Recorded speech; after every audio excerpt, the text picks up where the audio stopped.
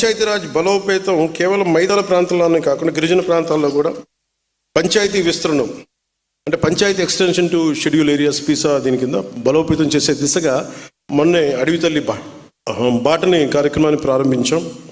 ఇందులో భాగంగా 1,005 కోట్లతోటి 601 అనుసంధానం లేని పర్టికులర్లీ వల్నరబుల్ ట్రైబల్ గ్రూప్స్ హ్యాబిటేషన్స్కు 1,069 కిలోమీటర్ల రోడ్లని కుటుంబ ప్రభుత్వం నారా చంద్రబాబు గారి నాయకత్వంలో మన ప్రధానమంత్రి నరేంద్ర మోదీ గారి సహకారంతో 1,069 కిలోమీటర్ల రోడ్డును కుటుంబ ప్రభుత్వం మంజూరు చేసింది.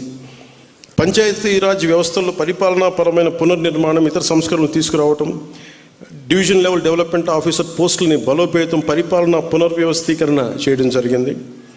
చాలా సమర్థవంతంగా సంస్కరణలు తీసుకొస్తున్నాం. అంటే చాలా కొన్ని ఏమో ఇబ్బందికరంగా ఉన్నాయి, కొన్ని ఒక ఆర్డర్లో లేవు. అందుకని ప్రత్యేకించి పంచాయతీరాజ్ బాగు కోరుకున్న చాలామంది వెంకటకృష్ణ గారు లాంటి అధికారులు కానీ, శశిభూషణ్ గారు లాంటి మన ఉన్నత అధికారులు కానీ వీళ్ళందరూ కూడా ఇది సమర్థవంతంగా తీసుకెళ్లి క్యాబినెట్ దాకా అప్రూవల్ కూడా జరిగింది. So it will be more transparent and more effective in future. Panchayati Raj is going to the most effective department in the Andhra Pradesh state. ఇంతకుముందు గ్రామ పంచాయతీల్లో ఆధారంగా గ్రేడింగ్ చేయబడేవి, కానీ ఇప్పుడు మన ప్రభుత్వం జనాభా ఆధారంగా గ్రేడింగ్ చేయబోతుంది. దీనివల్ల ప్రజలకి అవసరమైన కీలక సేవలు సమర్థవంతంగా అందేలా చేయగలుగుతాం. పంచాయతీరాజ్ మరియు గ్రామీణాభివృద్ధి శాఖ ఉద్యోగులు విధులు బాధ్యతలపై శిక్షణ ఇచ్చేందుకు వారి సామర్థ్యాన్ని పెంపొందించే శిక్షణలో రాష్ట్రీయ గ్రామ స్వరాజ్ అభియాన్ ర్యాంకింగ్స్లో అంటే ఎక్కడ 24వ స్థానం గత ప్రభుత్వంలో 5 ఏళ్ల వాళ్ళ పరిపాలనలో ఇక రాష్ట్రీయ గ్రామ స్వరాజ్ అభియాన్ ర్యాంకింగ్స్లో మన 24వ స్థానంలో ఉన్నది గౌరవ ముఖ్యమంత్రి శ్రీ నారా చంద్రబాబు నాయుడు గారి నాయకత్వంలో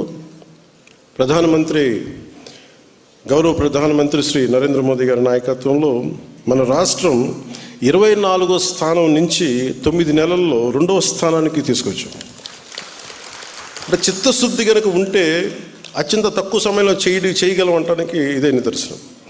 మన ప్రభుత్వం తీసుకొస్తున్నటువంటి సంస్కరణలు మరియు ఇతర చర్యలు ద్వారా ప్రేరణ పొంది గ్రామ పంచాయతీలు కూడా ఇప్పటి వరకు గత ప్రభుత్వం దాదాపు అయితే ఇంకా 600 కోట్లకి తక్కువ అనుకుంటా మనం వాళ్ళు ఇంటి పన్ను వసూలు చేయడం జరిగింది. కానీ మనం రాగానే 800 కోట్లు ఇంటి పన్ను వసూలు చేయడం జరిగింది. ఎవరిని ఇబ్బంది పెట్టకుండా స్వచ్ఛందంగా జస్ట్ వాళ్ళు ఇష్టపడి బాధ్యత ట్యాక్స్ కడితే 35% పెంచాం. ఇదే స్ఫూర్తిని కొనసాగిస్తూ పంచాయతీరాజ్ సంస్థల మరియు అటవీ శాఖ కలిపిన ప్రతి గ్రామ పంచాయతీల్లో కలుపు మొక్కల పెంపకం చేయాలని ప్రణాళిక సిద్ధం చేస్తా ఉన్నాం. ఇది ఎందుకు వచ్చింది నాకంటే రివ్యూ మీటింగ్స్లో దాదాపు కొన్ని వేలాది కోట్లు, దాదాపు 20,000 కోట్ల రూపాయలు కలుపుని దిగుమతి చేసుకుంటుంది భారతదేశం. మన ఆంధ్రప్రదేశ్ కంటే చిన్న దేశాలు అవన్నీ.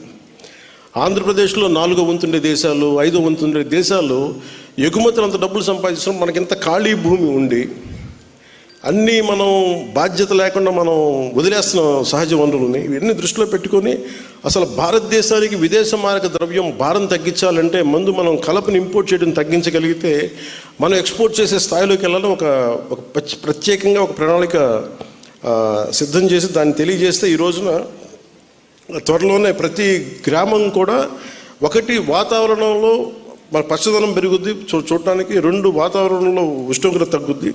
అలాగే అది భవిష్యత్తులో మనకి చాలా అద్భుతమైన ఆదాయం కొంత మార్కు రాబోతుంది. అందుకని అలాగే వుడ్ సప్లై కావాల్సిన కలపకు కావాల్సిన మొక్కల పెంపకాన్ని మేము సిద్ధం చేస్తున్నాం. దాదాపు 20,000 కోట్ల విలువైన కలపని మనం తగ్గించుకున్నామంటే 20,000 కోట్ల రూపాయలు మనం సాధించగలం, అంటే మనం ఎక్స్పోర్ట్ చేయగలం. అందుకని ఇక్కడున్న సర్పంచ్లు కానీ, ఎంపీటీఓలు కానీ, మీరు ఎంపీటీసీలు కానీ, ఎంపీపీలు కానీ, జెడ్పీటీసీలు కానీ మీరు ఈ విధంగా ఆలోచించగలిగితే, మీరు సహకరించగలిగితే దాదాపు మీరు ఊహించుకోండి 20,000 కోట్ల రూపాయలు. నేను 2000 ఇంకొక 15 సంవత్సరాలకి మనకు 20,000 కోట్ల రూపాయల సంపాదన ఉంటుంది జస్ట్ కేవలం కలప ద్వారా ఒకటే. సో అందుకని దీన్ని ఒకసారి మీరు దృష్టిలో పెట్టి మీ సహకారం కావాలని మనస్ఫూర్తిగా కోరుకుంటా ఉన్నాను. అలాగే అంతిమ లక్ష్యం గ్రామ పంచాయతీలను ఆర్థిక మరియు పరిపాలనా స్వావలంబన కలిగిస్తుంది. అంటే ఎవరి మీద ఆధారపడకుండా స్వయం ప్రతిపత్తి కలగా స్వర్ణ పంచాయతీగా తీర్చిదిద్దాలి అనేది గౌరవ ముఖ్యమంత్రి శ్రీ నారా చంద్రబాబు నాయుడు గారి ఆశయమైన స్వర్ణాంధ్రాన్ని చూడటం, మరి గౌరవ ప్రధాని శ్రీ నరేంద్ర మోదీ గారు కోరుకున్న వికసిత్ భారత్ మరియు ఆత్మనిర్భర్ భారత్ని సాధించడం, స్థానిక సంస్థలని స్థానిక ప్రభుత్వాలుగా మార్చడం. ఇది కొత్తది కాదు. ఈరోజు బేసిక్గా మనకి ప్రాచీన భారతం మన వేదాల్లో కావచ్చు, కౌటిల్యుడి అర్థశాస్త్రం కావచ్చు, అక్కడి నుంచి కూడా ఎప్పుడు కూడా గ్రామాలని స్వయం ప్రతిపత్తి గల యూనిట్స్ అవన్నీ ఇండిపెండెంట్ యూనిట్స్, దేశానికి అవి మన బలం కలిగించేవన్నీ. సో మేము అందుకనే ఏం కోరుకుంటున్నామంటే పంచాయత్ షుడ్ బి ఎంపవర్డ్. పంచాయతీని బలోపేతం చేయాలి. ఏం చేయాలి దానికని చెప్పి ఇందాక మీరు ఆ స్టాల్స్ చూస్తూ ఉంటే అది మా ఎన్డీఏ ప్రభుత్వం విజన్. అది మీరు చూడగలిగితే దాన్ని వచ్చే 4 సంవత్సరాలు ఇంకొక ఈ 3 నెలల్లో ఎంత శాతం మేము సాధించగలదని మేము అహర్నిశలు మేము కష్టపడడానికి మేము సంసిద్ధంగా ఉన్నాం. అలాగే దీంట్లో నేను ఉన్నతాధికారుల దృష్టికి తీసుకొస్తున్నాను. ఇందాక నేను చెప్పినట్టుగా ఈ నరేగా కూలీ అనే పథకం నుంచి దయచేసి నరేగా శ్రామికులు అనే పదం వాడవలసిందిగా నేను ఈ ప్రతిపాదన చేస్తాను. దయచేసి దీన్ని ముందుకు తీసుకెళ్ళండి. అలాగే ప్రతి చోట అంటే నేను చాలా గ్రామాల్లో స్కూల్స్కి ల్యాండ్ లేదు.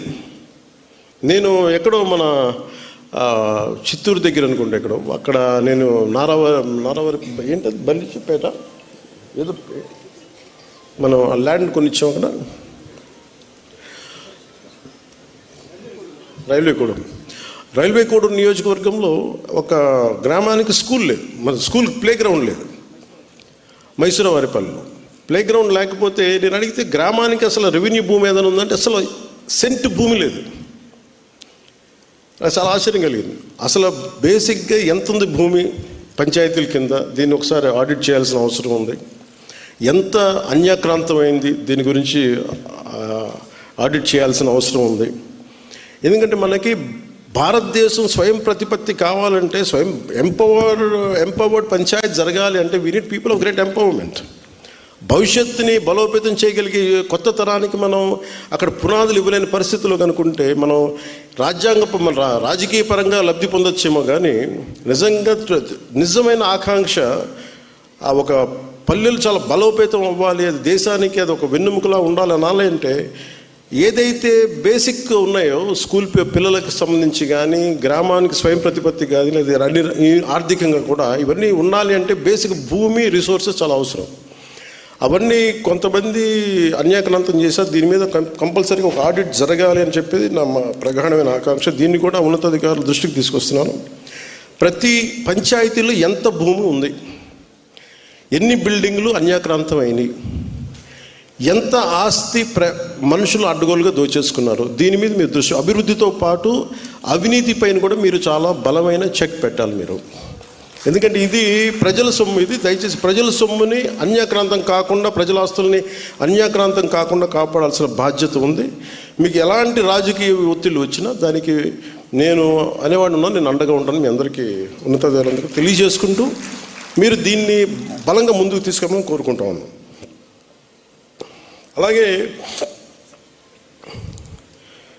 ఇంకా మనం చాలా ఇంకా బలంగా జరుపుకోవాల్సిన రోజును ఈరోజు నేను చాలా ప్రిపేర్ అయ్యి వచ్చాను. గత 2-3 రోజులుగా చాలా ఎక్కువ సమయం గడుపుదాం, దాదాపు ఒక ఈవినింగ్ దాకా గడుపుదాం అనేది ప్రతి స్టాల్లో అనుకున్నాం. అలా మీ అందరితో ఎక్కువ సమయం గడుపుదామని ప్రత్యేకంగానే ఉందామని. కానీ దురదృష్టం మొన్న కశ్మీర్లో